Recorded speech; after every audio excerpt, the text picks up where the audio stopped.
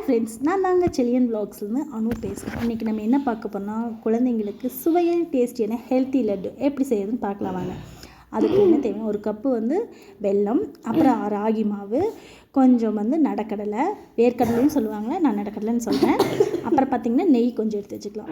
வாங்க இப்போ வீடியோக்குள்ளே போகலாம், எப்படி செய்யறதுன்னு பார்க்கலாம். ஃபஸ்ட்டு அந்த வெல்லம் இருக்குது பார்த்திங்கன்னா, அதை ஒரு சைடு பாவு காய்ச்சி ரெடி பண்ணிக்கலாம். இப்போ நடக்கடலை சொன்னோம்னா அதெல்லாம் வறுத்து எடுத்துக்கலாம். ஓகே, நடக்கலை நல்லா டோஸ்ட் ஆகிடுச்சு, அதை எடுத்து தனியாக வச்சுக்கணும், கருகிற போது பார்த்து. இப்போ நெய் இருக்குது பார்த்திங்கன்னா, நெய் ஊற்றிக்கிங்க. வடச்சட்டியில் எடுத்து வச்சுருக்க ராகி மாவை போட்டு நல்லா வறுத்துருங்க. அந்த நெய்லேயே வறுத்துருங்க. நெய்லேயே ராகி மாவு நல்லா வறுத்து விட்டுருங்க. நல்லா வறுக்கட்டும். நல்லா அது வறுக்க நல்ல ஒரு மணமாக வரும். அப்போ அது ரெடி ஆகிடுச்சின்னு அர்த்தம். இப்போ பார்த்திங்கன்னா அந்த நடக்கடலை நம்ம டோஸ்ட் பண்ணி வச்சோம் பார்த்திங்கன்னா, அதை 1க்கு 2 பவுட்ரு பண்ணி வச்சுக்கோங்க. இங்கே பார்த்திங்கன்னா ஒரு பக்கம் பாவு ரெடி ஆகிடுச்சு. இது ரொம்ப கம்பி பதம்லாம் வேணாம், லைட்டாக அந்த வெல்லம் கரைஞ்சால் போதும். மறக்காமல் அந்த வெல்லத்தை இப்படி ஃபில்ட்ரு பண்ணிக்கோங்க. பாருங்கள் எவ்வளோ தூசு இருக்குது பாருங்களேன். இதெல்லாம் ஃபில்ட்ரு பண்ணி எடுத்துக்கோங்க.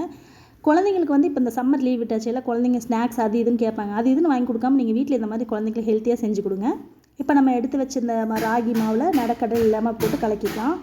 இப்போ வெல்லம் பாவும் ரெடி ஆகிடுச்சு. எடுத்து கை பொறுக்கல் சூடு ஊற்றி நல்லா மிக்ஸ் பண்ணிக்கோங்க.